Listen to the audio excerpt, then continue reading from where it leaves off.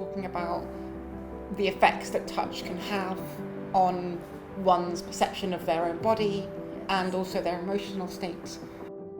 The benefits of oxytocin have been largely blown out of proportion, and I think it's probably does contribute in some fashion, but there's other neurochemicals that play a role. For example, opioids that are released when you touch one another, and it creates this sense of bondedness, and this almost relationship formation can happen, and the maintenance of that through touch promotes this sense of calmness and the feeling of one's body, because that's what opioids do.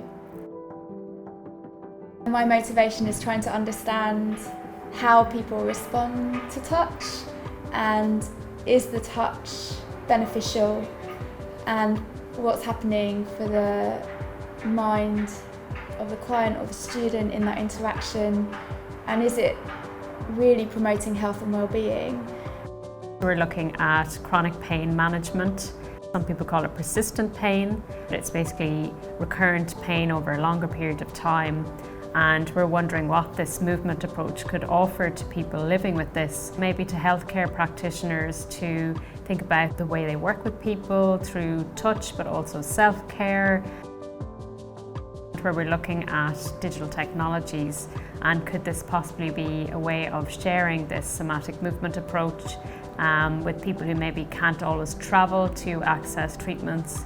Yeah, that's something that's come up a lot actually in our discussions, as being, you know, this term somatic practices, what are they? It's not a well-known word or term.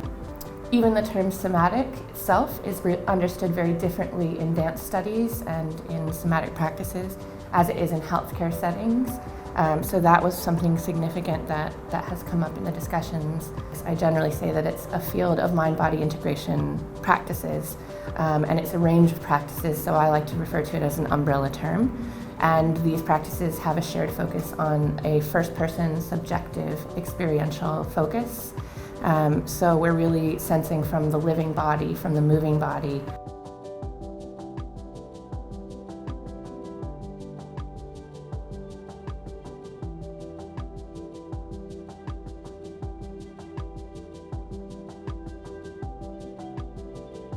That you have a plurality of perspectives coming together and having a dialogue about this stuff. Just being able to have that transdisciplinary conversation is something that I think is so necessary in the 21st century.